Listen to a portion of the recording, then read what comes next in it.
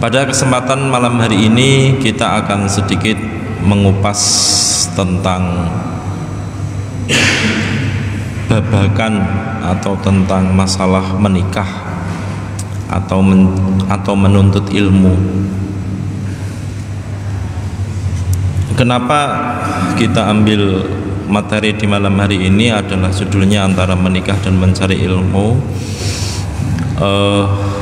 Karena di belakangan ini, ya beberapa waktu belakangan, beberapa tahun belakangan ini kita dapati ada perubahan secara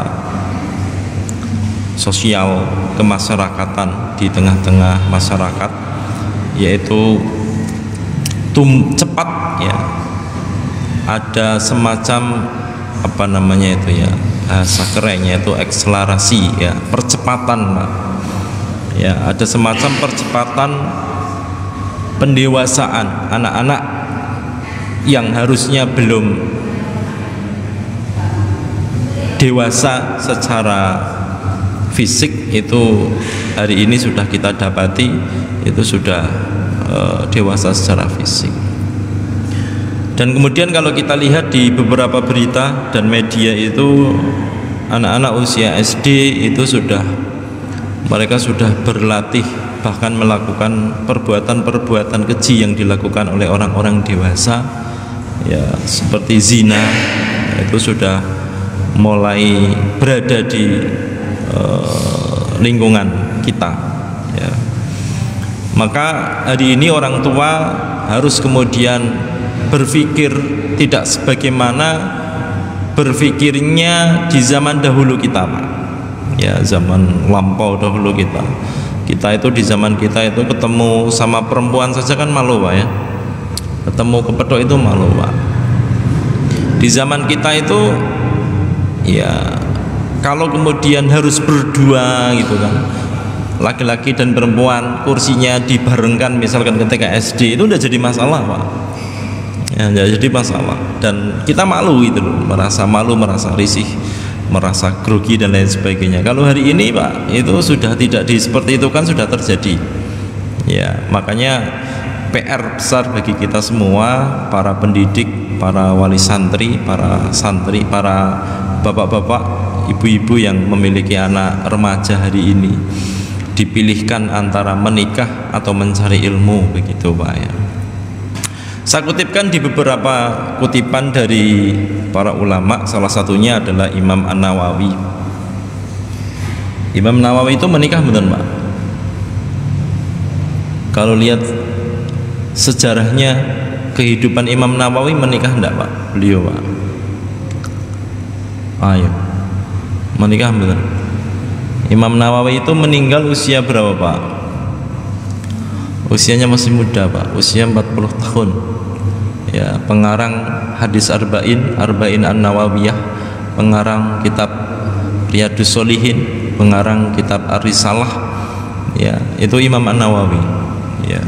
Yang komentarnya para ulama itu ketika membahas tentang profil beliau, itu dari lahir beliau sampai usia 40 tahun meninggal, Pak, itu setiap harinya itu beliau menulis buku, ya, menulis itu sekitar 17, kalau tidak salah, ya, Wallahu a'lam, 17 lembar. Ya, jadi dihitung dari lahir sampai usia 40 tahun itu, kalau dihitung per hari itu satu harinya menulis buku itu 17 halaman. Ya, 17 halaman. Padahal beliau mulai menulis itu kan usia sudah balik, Pak. Ya, usia 12 tahun, 13 tahun, 14 tahun mungkin itu belum menulis.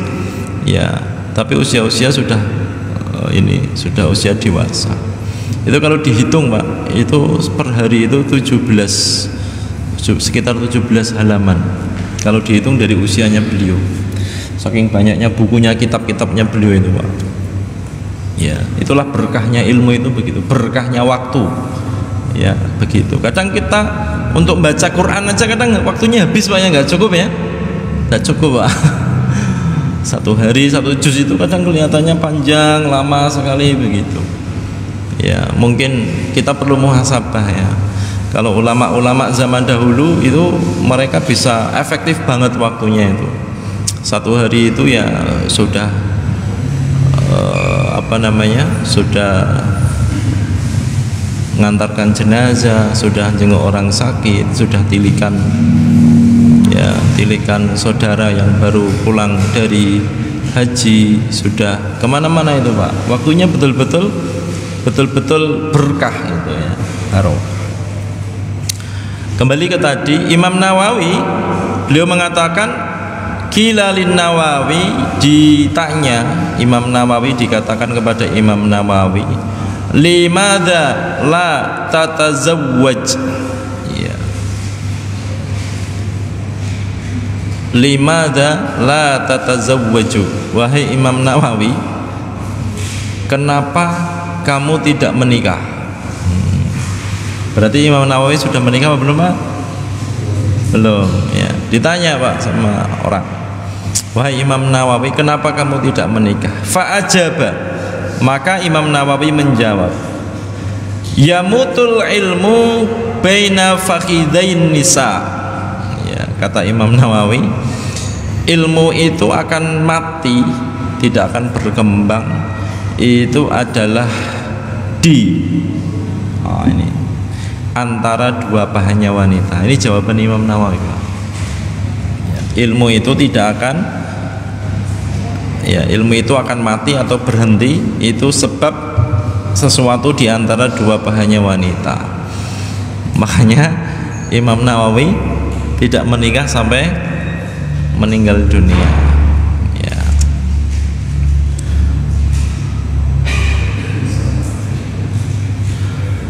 Dalam ungkapan yang lain, thalabul ilmi karakabul bahri, idza tazawwaja taharraka markabuhu wa idza ja'al waladu gharaqa.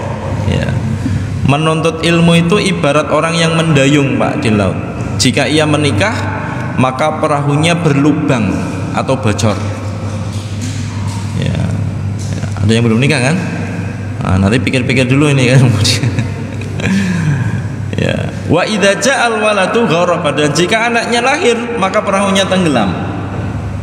Ya, perahunya tenggelam Pak. Maknanya apa? Maknanya kalau orang sedang thalabul ilmi, ya, dia menuntut ilmu, dia rajin belajar. Kalau menikah itu kenapa diperumpamakan seperti orang sedang mendayung di laut? Kalau dia menikah maka perahunya itu berlubang atau bocor. Karena waktu yang harusnya fokus untuk menuntut ilmu itu sudah tidak bisa fokus kembali.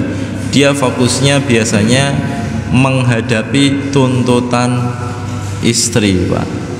Ya, istri pingin ini dan pingin itu. Nah, dia dikejar oleh itu. Kebutuhan sehari-hari dikejar oleh itu. Wa idza ja'al waladu gharaqa, dan jika anaknya lahir maka perahunya akan tenggelam. Kenapa kok tenggelam? Ya karena dia lebih fokus lagi Pak, harus mikir pampers sekarang ya. Dulu nggak mikir pampers Pak ya. Mikir berbagai macam hal. Ya, ini pendapat Imam An-Nawawi. Makanya beliau membujang sampai meninggal dunia usia 40 tahun. Ya, ini bukan berarti saya memotivasi bujang saja, enggak ya. Nanti kita akan jangan sampai sini dipotong, kita masih ada yang pendapat menikah. Ya, pendapat yang menikah. Dan Imam Nawawi ini Pak, kenapa tidak menikah? Memang betul-betul waktunya dihabiskan untuk agama Allah semua. Imam Nawawi nulis buku, Imam Nawawi mengajar, Imam Nawawi juga berjihad fisabilillah. Jadi waktunya habis betul untuk agama Allah semua Pak. Lah kalau kita hari ini tidak menikah, ya nulis enggak, ya kan? Thalabul ilmi juga enggak. Kemudian berjihad fisabilillah juga enggak. Maka alasan Imam Nawawi betul-betul logis. Makanya kita akan sandingkan dengan Imam Suyuti. Ya.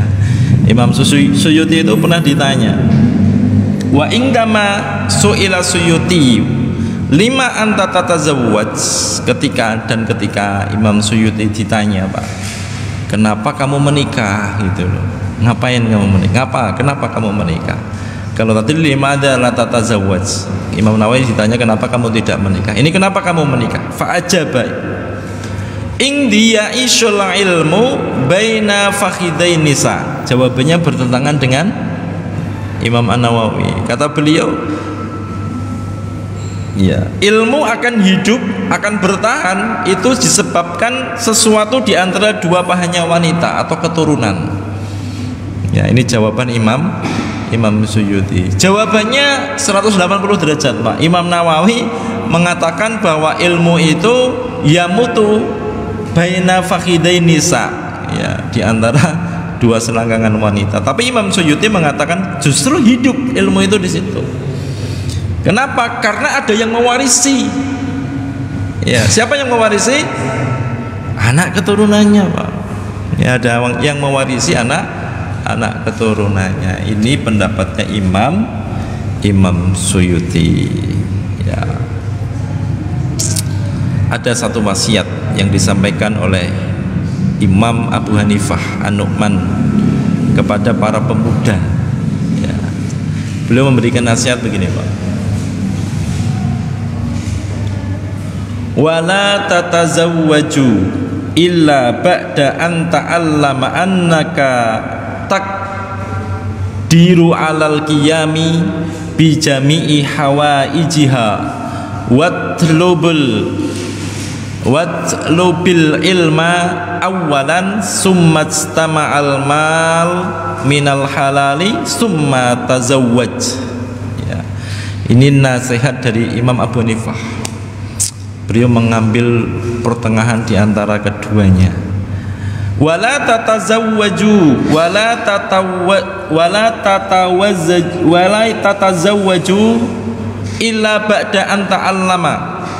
Ya, janganlah kamu menikah kecuali setelah kamu mengetahui annaka takdiru alal qiyami.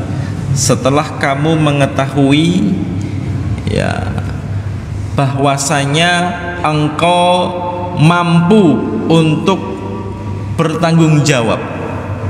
Ya.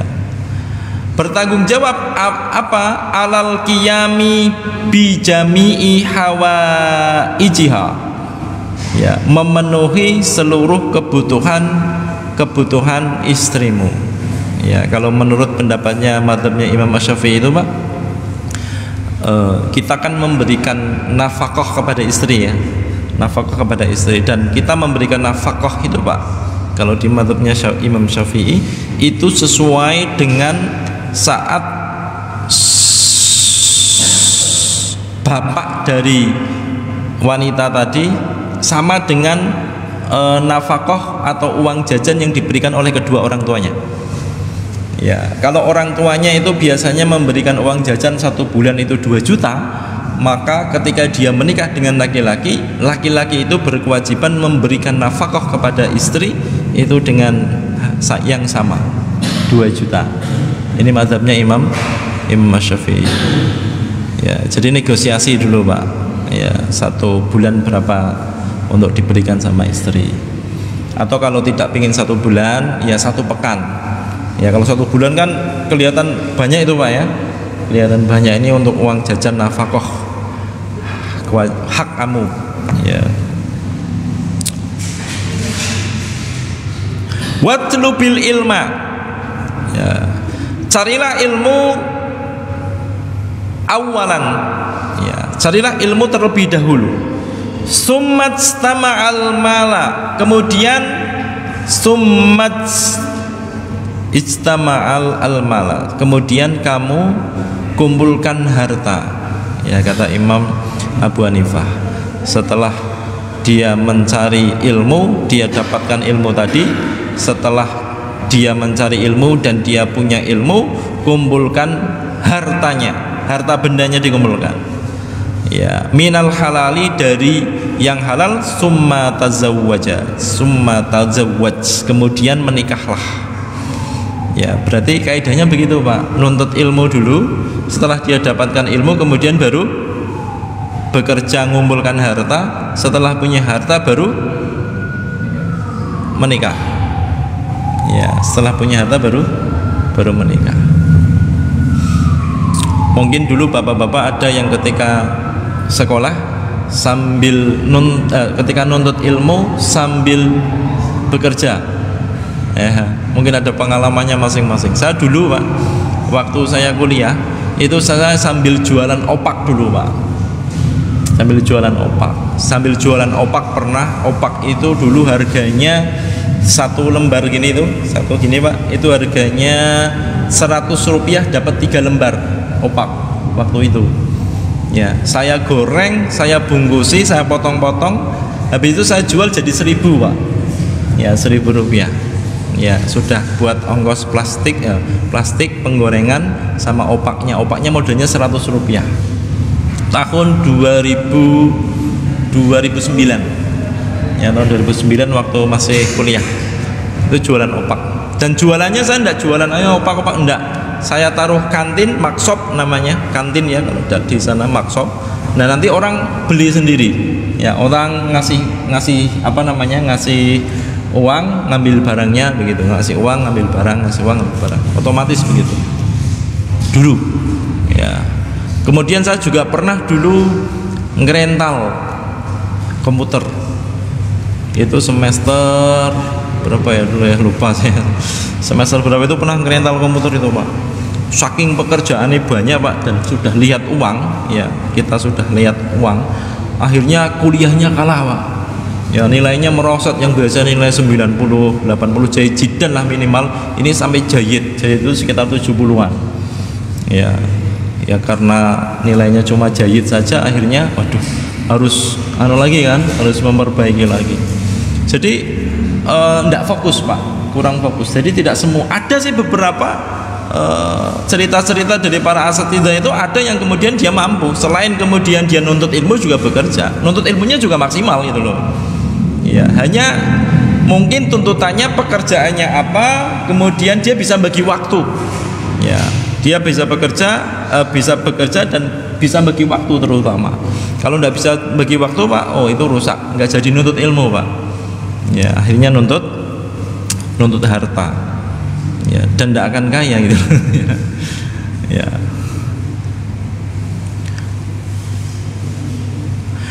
Fa innaka an talabtal mala fi waqti ta'allumi fa ajasta an talabil ilmi. Nah, ini kan sudah disebutkan juga di sini kata Imam Abu. Ya. Jika engkau mencari harta di tengah-tengah waktumu mencari ilmu, maka engkau akan lemah di dalam mendapatkan ilmu. Ini sudah saya praktekkan Pak. Nilainya akan berkurang. Ya. Kenapa begitu? Ya. Karena wa du'a akal malu ila syara'il jawari wal ghulaman wa tastaghilu bidunya wan nisa qabla tahsilul ilma. Ini disebabkan karena harta benda itu selalu mengajakmu untuk terus berniaga dengan orang-orang sekitarmu. Dan ini betul, saya lakukan, saya praktekkan. Dan engkau akan disibukkan dengan urusan dunia juga wanita. Nah, kalau sudah punya uang Pak, pinginnya itu nikah. Ya, pinginnya itu nikah sebelum engkau benar-benar mendapatkan ilmu. Ya, sebelum benar-benar mendapatkan ilmu. Tastaghilu bidunya wanisa qabla tahsilul ilma, qabla an tahsilal ilma.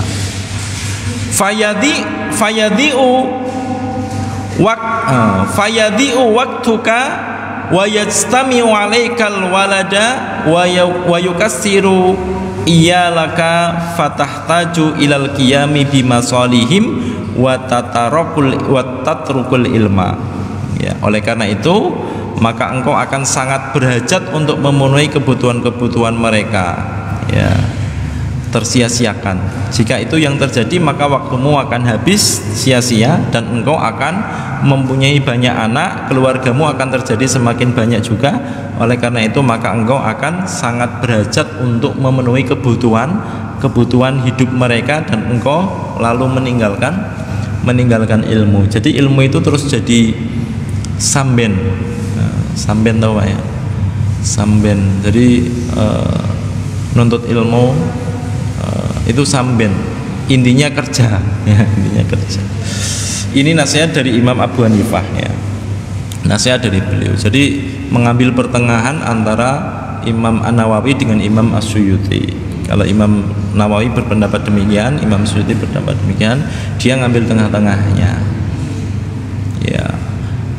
Kemudian bagaimana kalau dihadapkan dengan zaman sekarang ini, Pak? Zaman sekarang ini itu luar biasa sekali, Pak. Segala macam bentuk kemaksiatan yang harusnya tidak dilihat oleh anak-anak kita bisa mengkonsumsi secara bebas dan gratis, ya, karena wifi-nya tetangga. Ya, bisa dilihat di situ, mengakses apapun ada di situ, Pak. Ya. Mengakses apapun ada di situ. Wastaghala bil ilmi fi unwanin syababuka wa waktu faragha qalbuka wa khataraka summa staghala bil mali liyajtami'a indak. Ya, sibukkanlah waktumu dalam mencari ilmu pada masa mudamu, pada waktu hatimu masih senggang dari banyak pikiran. Kemudian setelah itu, setelah ilmu berhasil diraih, sibukkan dirimu untuk mengumpulkan harta benda, karena sesungguhnya banyaknya anak dan keluarga akan menanggung, ya, mengganggu pikiran, dan ketika harta sudah kau raih maka menikahlah. Nah, nasihatnya begitu, Pak. Jadi waktu yang kosong ini, para pemuda-pemuda yang belum menikah, sibukkan menuntut ilmu. Kalau kamu sudah dapat menuntut ilmu, baru kemudian kerja, cari pekerjaan yang halalan thayyiban. Setelah punya pekerjaan, punya income, menikah. Menikah jangan datangi wanitanya, tapi datangi bapaknya. Bilang sama bapaknya, Pak, saya mau menikah dengan putri bapak. Nanti bapaknya akan bertanya, oh boleh saja, dari mana kamu, siapa namanya, apa pekerjaannya. Biasanya begitu, Pak. Kalau ada bapak kok tanya apa pekerjaannya, jangan kemudian suudzon berpikir ini bapaknya mata duitan. Enggak, karena konsekuensi logis, Pak. Anak putri jenengan yang jenengan, ya, besarkan, jenengan sekolahkan tadi, Pak, itu akan diberikan kepada pemuda yang kemudian kita butuh yakin. Para orang tua itu butuh yakinan. Ini kalau kamu nikah dengan anak saya, nanti anak saya, ya, akan dikasih makan apa, gitu loh, Pak. Kalau orang-orang beberapa waktu yang lalu kan ada yang mengatakan, kami kasih makan dengan bacaan bismillah. Wah, itu, Pak. Itu terlalu romantis, Pak, dan terlalu mengada-ngada. Kan nggak mungkin anak lapar terus ngomongnya bismillah, itu kan nggak mungkin, Pak. Ya, jadi ada konsekuensi logis dari orang tua, dan orang tua butuh jawaban itu supaya apa? Supaya mutmain, dia tenang ketika menyerahkan putrinya itu. Ya, dia merasa tenang gitu loh. Ya, tapi juga jangan orang tua kemudian dia milih-milih, Pak. Datang pemuda ke situ bawanya Supra 2002 misalkan gitu. Dia sudah punya pekerjaannya dagang misalkan, kemudian dia milih-milih, ada yang bawa mobil, yang bawa mobil ini kelihatannya tidak pernah sholat, tidak pernah apa. Jangan pilih yang mana, Pak. Pilih yang bawa mobil tidak pernah sholat, tidak peduli, tidak paham agama, atau milih yang bawa Supra tahun 2002 yang rajin sholat, rajin menuntut ilmu. Jangan pilih yang mana, Pak, kalau punya anak perempuan. Jujur, Pak, secara manusiawi. Pilih yang mana, Pak? Pilih yang bawa mobil tapi tidak pernah sholat? Udahlah, pilih yang mobil aja, tidak pernah sholat, tidak apa-apa, nanti tak didik, ya, sama mertuanya. Atau pilih yang mana, Pak? Ibu-ibu pilih yang mana? Ibu-ibu mesti pilih yang bawa mobil mesti. Ya. Belum tentu, Pak. Ya, saya katakan belum tentu itu begini, Pak. Belum tentu. Karena Allah Subhanahu wa ta'ala itu tidak menjadikan kekayaan harta benda itu sebagai sumber kebahagiaan, enggak. Ya. Bisa jadi ketika ada datang seorang laki-laki datang kepada kita mau nikahi anak kita, kita terima gara-gara dia membawa mobil. Bisa jadi mobil tadi, Pak, digunakan untuk menduakan anak putri jenengan. Ya, ternyata suaminya istri, suaminya anaknya jenengan itu banyak yang kelirik, Pak, di luar sana, sehingga dia tergoda, akhirnya anak putrinya di nomor 2 kan repot juga, Pak. Ya, makanya Allah tidak pernah meletakkan kebahagiaan itu ukurannya bukan di harta benda. Ya, bukan di harta benda. Jadi orang kaya pun kadang ya bahagia, banyak yang bahagia. Orang yang tidak kaya pun banyak yang bahagia. Karena ukuran bahagia itu bukan di harta dan benda. Jadi ketika orang kok mencari kebahagiaan di harta, dia tidak akan mendapatkan kecuali kegelisahan. Ya, kecuali harta yang kemudian dimanfaatkan untuk kebaikan. Jadi begitu Bapak Ibu hadirin. Ya, begitu. Kalau kemudian dia sudah berkomitmen menuntut ilmu dulu sebelum menikah, ya, so komitmen menuntut dulu ilmu sebelum menikah. Padahal di zaman sekarang ini Pak, antara nuntut ilmu atau menikah itu sangat apa ya istilahnya, zaman kita itu Pak, itu sangat kurang mendukung Pak. Di tengah-tengah hari ini, di zaman kita ini kurang mendukung apa? Kurang mendukung menuntut ilmu. Kenapa? Ya, kalau ini kelebihan ya, kelebihan menuntut ilmu sebelum menikah itu satu, lebih fokus dan banyak waktu luang untuk baca buku, untuk kajian dan lain sebagainya. Ya, waktunya begitu. Tapi kalau kita sudah menikah Pak, waduh, kita mau baca buku, tiba-tiba anak kita datang, ya, ada yang jambaki, ada yang mukul-mukul, ada yang main kuda-kudaan, nah habis waktunya Pak. Ya, kadang buku kita dicoret-coret, ya, dibuang, ya, jadi tidak fokus. Kelebihan yang kedua itu tidak banyak menanggung beban, bebannya masih ringan Pak. Jadi anak-anak yang masih remaja, SMP, SMA, kuliah itu manfaatkan betul itu Pak. Mumpung masih muda, semangat ya, nuntut ilmunya disemangatkan Pak. Hari ini itu saya merasakan betul Pak, saya nuntut ilmu nggak seperti dulu, dan saya menyesal dulu kenapa nggak semangat itu loh Pak. Dulu kok biasa-biasa saja itu kan, maksudnya tidak betul-betul sampai ya, sampai betul-betul waktunya itu manfaat banget itu loh. Kalau sudah menikah kita akan kesulitan Pak menuntut ilmu. Ya, ini tidak banyak menanggung beban, bebannya masih santai, ya, tidak ada beban. Ya. Nah, tetapi dia harus menghadapi tantangan. Nah, dia bisa menuntut ilmu dulu sebelum menikah dan kelebihannya dua tadi, tapi dia di sisi lain menghadapi tantangan di sekitarnya. Ya, tantangannya apa? Tantangannya adalah pergaulan hari ini. Kalau sampai salah gaul, ya, dia bisa terjerumus dalam hal-hal yang tidak kita inginkan. Ya, salah gaul Pak. Makanya dia harus, solusinya adalah berteman, cari teman orang yang solih. Kalau dia masih menuntut ilmu dan belum menikah, cari teman yang solih. Karena ar-rajulu ala dini khalilihi falyanzur ahadukum man yukhalili. Seseorang itu berada di atas agama temannya, maka saat kemudian kita ingin menilai apakah dia baik atau tidak, falyanzur ahadukum man yukhalilu. Siapa, kita diperintahkan untuk melihat siapa kawan-kawannya, siapa teman akrabnya. Karena orang itu tidak akan pernah beda jauh dengan teman akrab. Ya, kalau teman akrabnya adalah orang-orang yang ahlu maksiat, pasti dia akan ikut di situ. Kalau orang-orang akrabnya adalah orang yang ahli ngaji, ikut kajian, sholat jamaah, maka itu teman-temannya begitu. Dia juga sama begitu. Maka falyanzur ahadukum man yukhali. Karena pengaruhnya besar Pak, teman itu Pak. Lebih berpengaruh daripada kedua orang tua biasanya. Yang kedua, untuk menghadapi tantangan di sekitarnya dia harus berpuasa.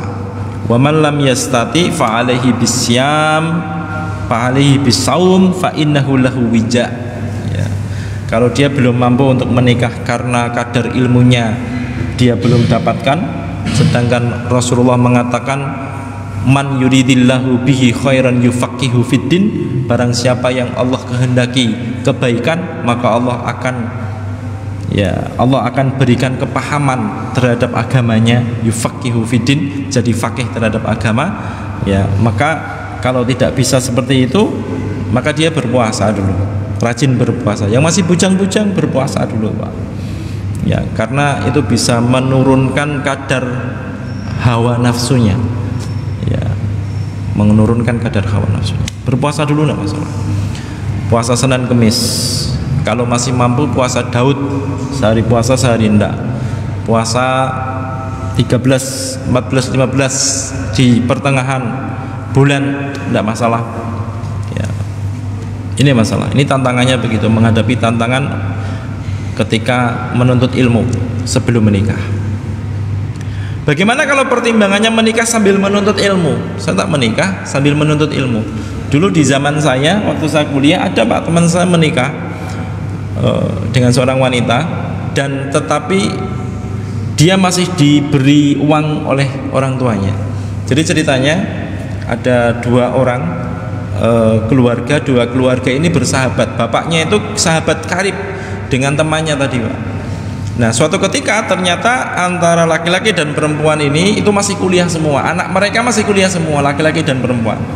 Nah, ketika laki-laki dan perempuan ini kemudian sudah akrab juga, kenal begitu, karena takut terjadi sesuatu, akhirnya mereka berdua, dua keluarga ini musyawarah. Ini sudah sangat dekat anak kita, gimana kalau kita besanan saja itu. Nah, nanti gimana bang, masih kuliah semester 4 kok besanan itu. Akhirnya gini, si bapaknya, bapak laki-laki ngomong, nanti anak saya tetap tak kuliahkan saya, tak dipenuhi kebutuhan saya, nanti anak jenengan juga sama ya, yang memenuhi uang sakunya sama Pak. Jadi dari orang tua, kedua orang tua. Itu caranya Pak. Punya anak, sudah mau sudah kenal dengan lawan jenis, sudah nikah aja. Itu diberikan dua pilihan, satu nikah, yang kedua berhenti. Maksudnya berhenti apa? Berhenti untuk tidak dekat-dekat dengan lawan jenis. Itu kalau sudah dekat dengan lawan jenis, Pak, nikahkan hari ini Pak. Ya jangan hari ini ya, malam resepsinan, nikahkan. Ya kenapa? Karena itu lebih aman. Ya nikahkan. Lah masih kuliah gimana? Itu tadi. Ya udah bilang sama orang tuanya, kita sama besannya jenengan, Pak, ini karena masih sekolah, anak saya tanggung jawab saya, anak jenengan tanggung jawab jenengan. Gitu. Biarkan mereka kumpul bareng, mau ngapa, kan boncengan sudah halal semua Pak, sudah jadi ibadah semua. Nah, caranya begitu. Pertimbangan menikah sambil menuntut ilmu. Satu, kewajiban menafkahi. Ya, jadi kewajiban menafkahi tetap sebenarnya itu Pak di suami, ya di suami. Ya kalau di ulama-ulama dulu di zaman Mesir ketika masih masih berada di peradaban Islam ya, sebelum meruntuh, itu ulama itu, anak-anak ulama dulu ketika anaknya sudah mulai mengenal lawan jenis, langsung dinikahkan mereka Pak. Ya langsung dinikahkan. Yang kedua, tanggung jawab lebih banyak. Ya, ini pertimbangan menikah sambil menuntut ilmu. Ya, walaupun tadi ada yang metode begitu, Pak, tetap kewajiban menafkahi jatuh pada suami. Kemudian tanggung jawabnya lebih banyak. Apalagi kalau kemudian di tengah kuliah tadi dia sedang mengandung. Ya, itu sudah repot itu, Pak. Sudah repot, udah nggak bisa konsen lagi. Ini pertimbangan menikah sambil menuntut ilmu. Menikah sambil menuntut ilmu apa menuntut ilmu sambil menikah, Pak? Menikah sambil menuntut ilmu apa menuntut ilmu sambil menikah gitu. Menuntut ilmu dulu apa menikah dulu gitu kan. Kalau dia menuntut ilmu di tengah-tengah mau menikah, berarti menuntut ilmu sambil menikah ya, ya. Dan yang terpenting jangan membuat keputusan sebelum istikharah ya, ini penting Pak, istikharah itu.